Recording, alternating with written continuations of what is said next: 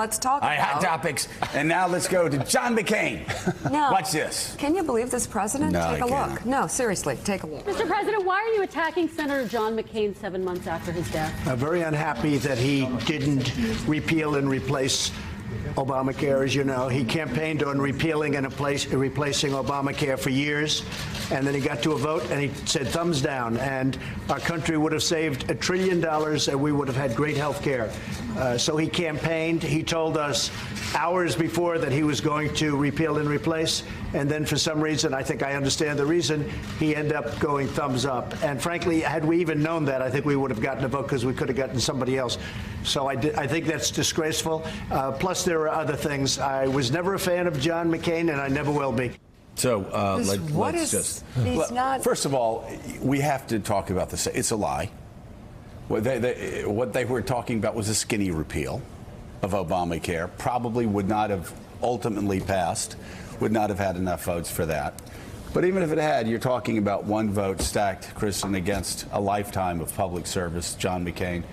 We all know the story. Donald Trump knows the story. One suspects that's why he hates John McCain so much, because of the courage he showed under fire, refusing to leave when he could, refusing to leave the Hanoi Hilton because he wasn't going to leave ahead of the other POWs that were being tortured there.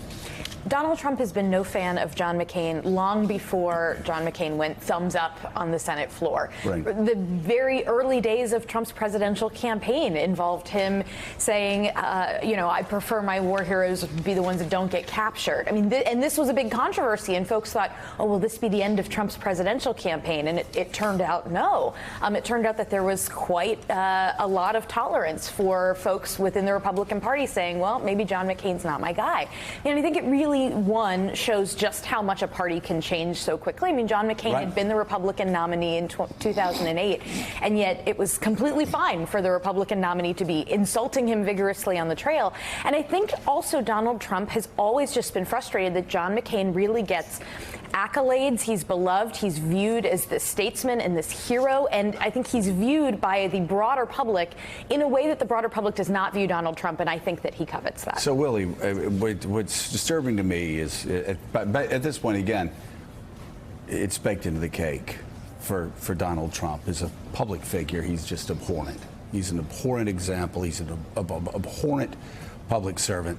But he's also, as Kristen suggested, completely brainwashed the entire party. Now, you look at what happened at CPAC, and they give speakers who attack the war hero standing ovations.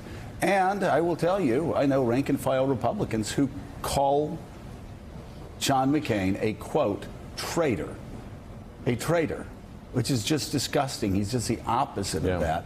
While Donald Trump was, getting D's and playing ping pong and golf, at some Ivy League school, John McCain was putting it all on the line for his family. And here we are in 2019, and people that support Donald Trump, how many deferments for bone spurs? 5, I think, altogether. And he can't remember which foot had him. Calling John McCain a traitor. That is a sickness in the Republican Party. Yeah, there's no question about it. And it's one thing for Donald Trump to say the things he's going to say. As Kristen said, he's been saying them since July of 2015, which, if you go back, was actually a significant day in American history. I hate to say it, because we all thought, you can't say that about John McCain. You can be critical of his policy, you can be critical of the way he votes, but you can't criticize his commitment to the country and the question of whether or not he's a hero. Well, Donald Trump did it, and not only got away with it, but his support went up. So we know that's baked in. But to your point, we saw Mitt Romney come out very critical of the comments yesterday. But where are all the other Republicans who could say very easily, I didn't always agree with John McCain. I didn't like the way he voted on A, B, and C.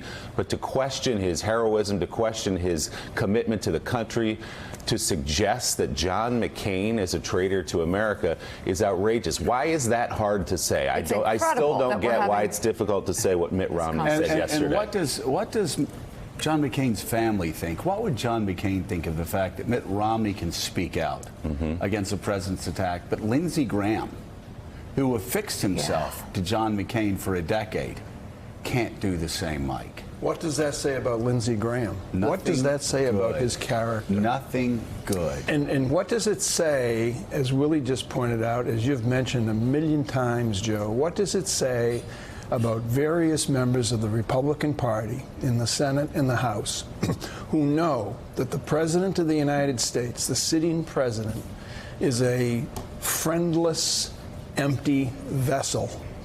He's a lonely man. He's a man alone. He is what he is. He's a liar. He's cheated. He has all of these stains on his soul that are public, that people know, and they say nothing.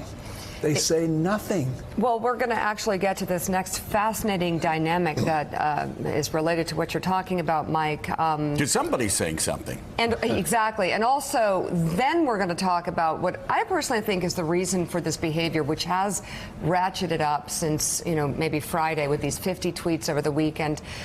I think the Michael Cohen news is what's making him a little crazy. But first, thanks for checking out MSNBC on YouTube, and make sure you subscribe to stay up to date on the day's biggest stories. And you can click on any of the videos around us to watch more from Morning Joe and MSNBC. Thanks so much for watching.